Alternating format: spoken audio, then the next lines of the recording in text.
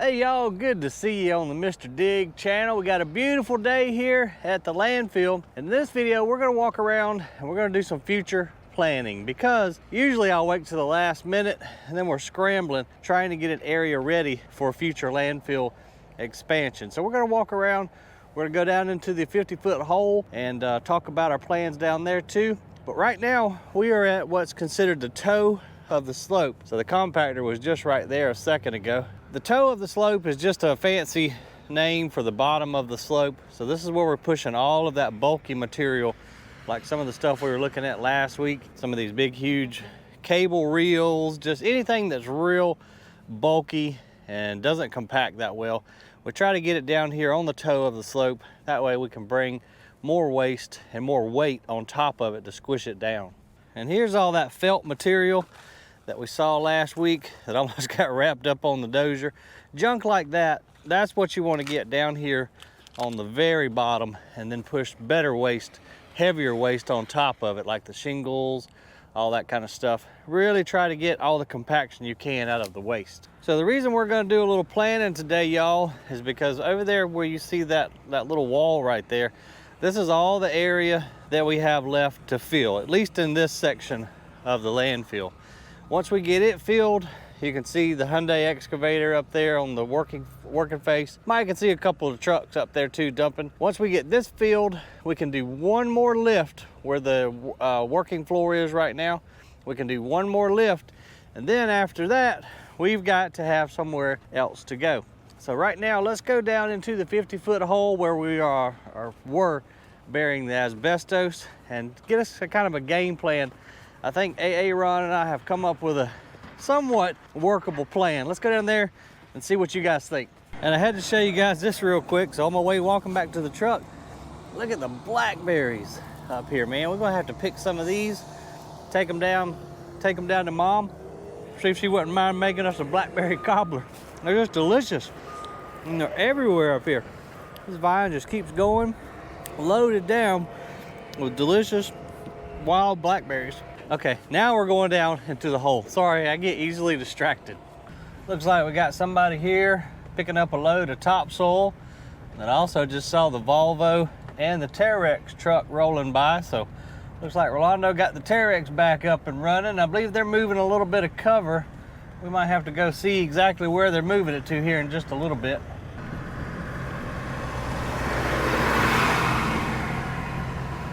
Go ahead and go into four-wheel drive, because like I was telling you guys, the asbestos job's been stopped for a little while, so we haven't maintained this road, and it's just a little bit in bad shape, so I don't feel like getting stuck today. But anyway, we're driving down into the newest cell of the landfill.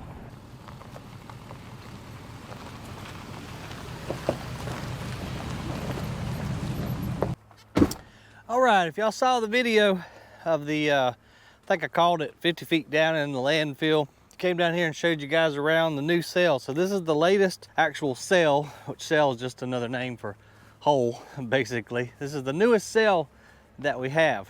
And we dug it out because we needed the sand, but here in a few months, we're gonna need to come down here with waste. And that's what we're gonna talk about today.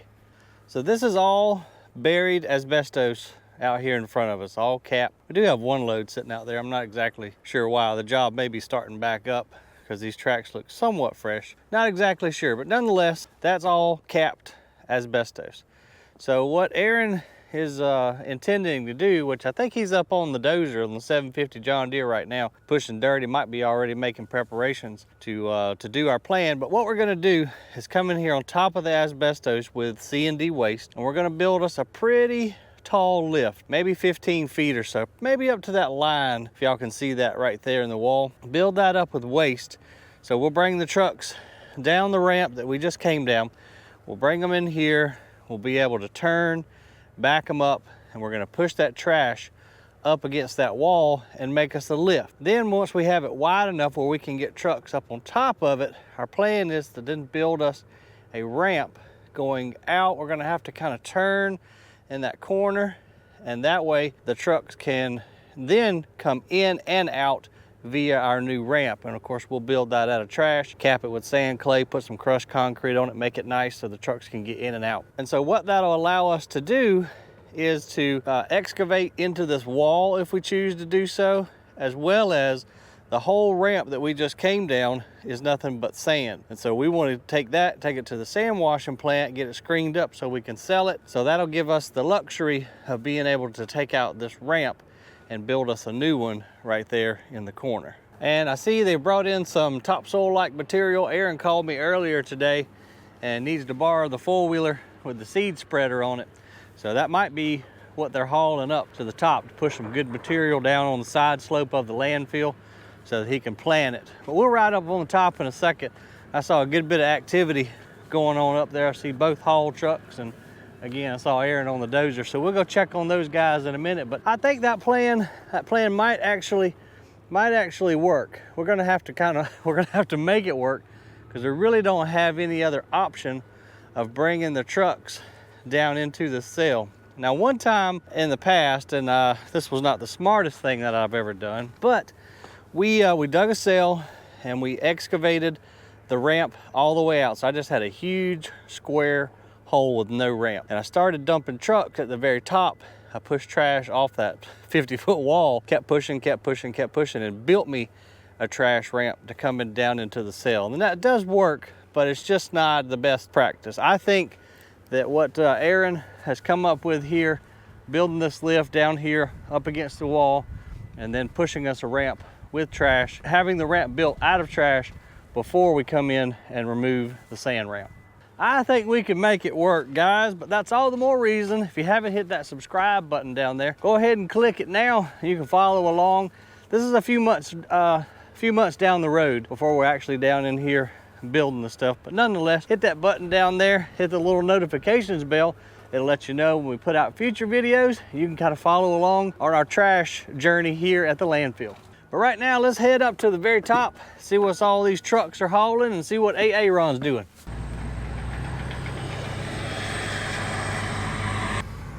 There's trouble. Golly, it smells good over here, y'all. Here's our mountain of coffee grounds that we've stockpiled for, probably going on about a year now. But kind of makes me want a cup of coffee every time I come over here near this thing. And I'm not even a big coffee drinker. But it looks like they came in and moved a little bit of this material. They probably took and mixed it with some old topsoil, maybe some stuff that wasn't sellable, mixed it and put it up on the very top of the landfill there. And I assume that's probably Aaron's plan for the four-wheeler and the planter. He'll push that down on that side slope, because all out here we just got clay, and you can tell the grass is not growing that well. We got kind of splotchy grass popping up. Nothing great like back yonder. That's what we planted, shoot, when was that, during the winter. We've got some pretty decent coverage over there. Nice stand in the middle, and then nothing. So we're gonna get that good material down on that slope and get her planted up. It's too pretty to be working today, y'all. I wouldn't mind going on another fishing trip like we did last week, which, by the way, Dad's back at home now, doing pretty good. And I fried up some fish for him and had some of the family down over the weekend, man. It was delicious. Battered it up, put it down in some hot grease. Dad came down, we had a big time, but that fish was delicious, man. I can't wait to go on another trip like that. There's our old smiling buddy Jesus in the Terex. Y'all saw in one of last week's videos it was down. I still don't know what was wrong with it, but wasn't too serious evidently, because she's back up and running. Jesus is up there. He loves driving heavy equipment. He is smiling from ear to ear. Y'all probably couldn't see him through that tinted windshield, but he's happier than a pig in slop right now.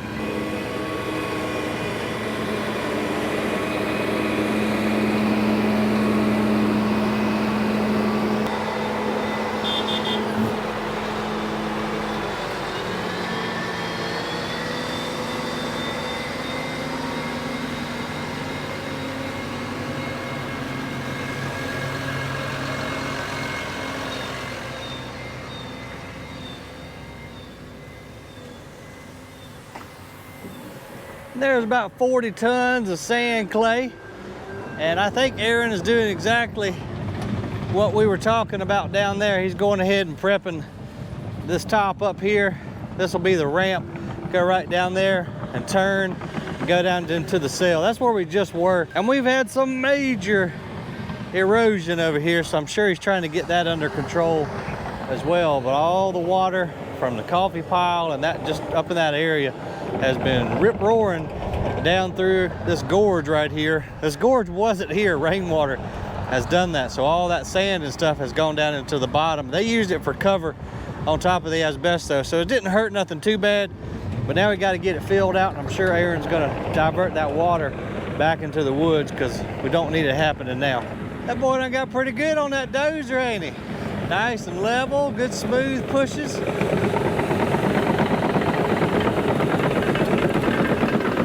Of course, he better be good on it because I don't think he lets anybody else drive it. He let me drive it for about 5 minutes one day and he ain't let me back on it since.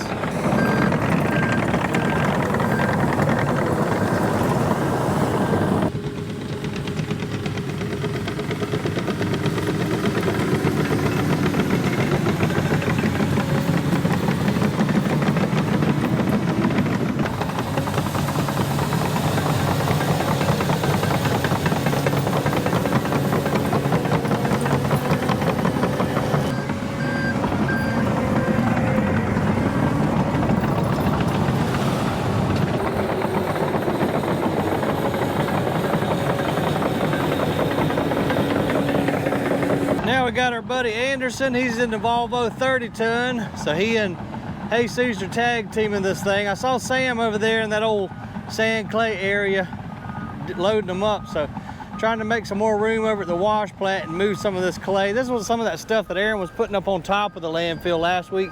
Had that concrete chunks in it and stuff. So really not good for anything other than road building. We can't sell it obviously if it's got concrete and junk in it.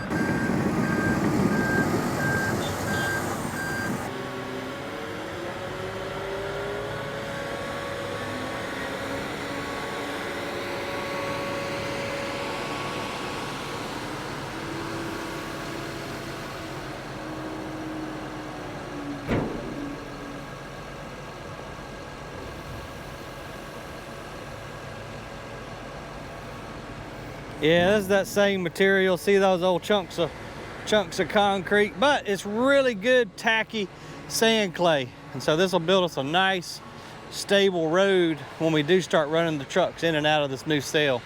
Aaron's done had a phone call, but now is a good time to have this 6-way blade. We didn't have this on our old Kamasu. He can take and peel that dirt whichever way he wants to go with it now.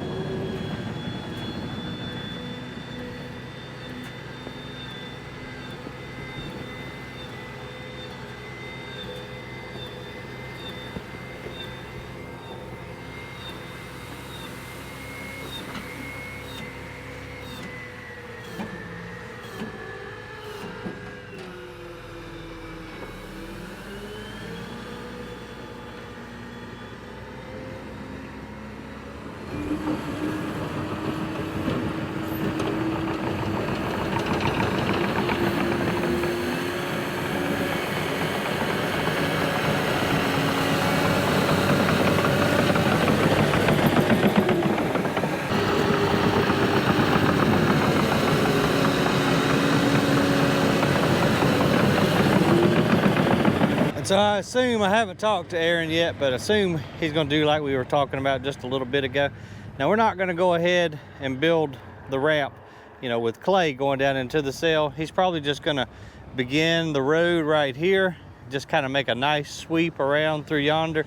Then once we get the trash and trucks down in the bottom, then we'll push the trash up to this preliminary road that he's building now. Then we can take material, cover the trash, and have us a nice entry and exit ramp. Or at least that's the plan anyway.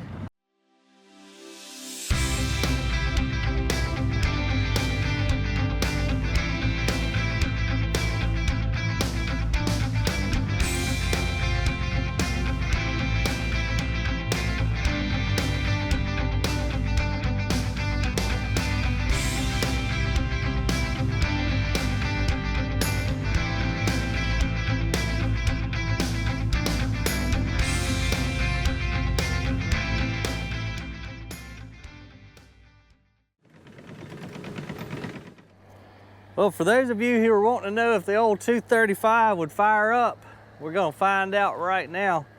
Aaron's gonna check her out real quick like, then we're gonna use the 235 if she cranks up, which Aaron says she's going to. He's putting on his earmuffs like something's gonna happen. There's no reason to own a fine piece of equipment like this if it don't run. I 100% agree with you. And just a little backstory, this 235 is what I ran 15 plus years ago, digging one of the very first cells of the landfill, man. I remember it was daggum July, August, hot as all get out. My little fan is still up there in the corner, and I would have me a little cooler with ice water and a towel. And I would just have to wrap that around my neck ever so often. But hydraulic fluid would come up through the floor whenever you'd move her. But she's been a workhorse for us, and I love, this one's got the 3406B in it, just like our cat compactors. Love to hear this old girl run. But Aaron's gonna take it. He's got some concrete culvert right down yonder. And earlier when I was talking about diverting the water, his plan right now is to divert it similar direction of where it was going, but we're gonna he's gonna build him a little landfill pond up here and see how that works. And if it don't work, then we can always do something different, right, buddy? That's right. Hey, are those your noise canceling ones? Yeah, the battery's not dead. Ah, sweet. Oh, yeah. All right, let's see what she'll do. Don't let us down, bro. Oh, no, we won't. Is it wet? I think your plastic might be a little bit dilapidated there, bub. Let me see if I got something in the truck. Son got it. That's good. You good? Okay. You ain't scared? All right. I ain't scared if you ain't scared. Okay, hold your ears. All right. This thing cranks up better than a brand new car. I'll see it. Oh, she's trying. There she goes. Aaron's piece of plastic is so dilapidated and dry rotted, it's blowing out of the cab. And that fool's done stuck his phone under his earmuff up there. I don't know about this boy sometimes, y'all.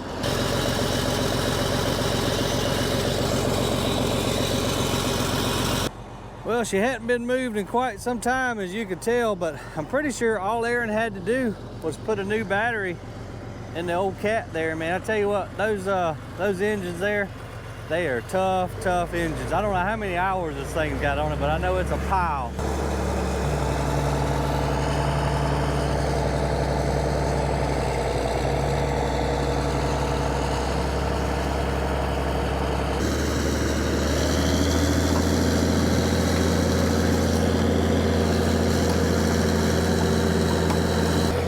Well, I'm glad Aaron didn't hit my truck. That would have made for a bad day, wouldn't it?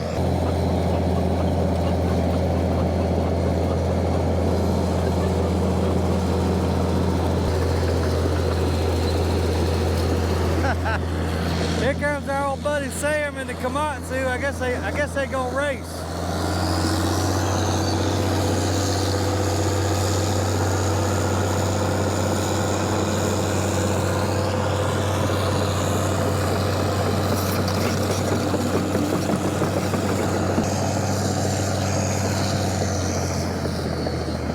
And I'm honestly not sure why Sam brought the Kamasu around here. I know they evidently got done hauling all the sand clay around here that they wanted. So I guess Aaron called him around here, might need a little bit of help, but it almost seemed like Aaron saw Sam coming up in his rearview mirror. I heard him give it the gas. Pretty sure the Kamasu would outrun the old 235. That is an awesome kill switch right there, man. I got you that promotion you've been looking for. Brand new excavator. Where? Right here. Yep. We're gonna upgrade you, Sam. I'll tell you what then, I'm taking it to the house. I'm gonna clean some ponds out with it, because if you sink it, it ain't gonna hurt me. I'm about to take it to my house. You know what you ain't seen yet? What? A kill excavator. All right, everybody's got a kill dozer. Kill right? dozer. We got a kill excavator.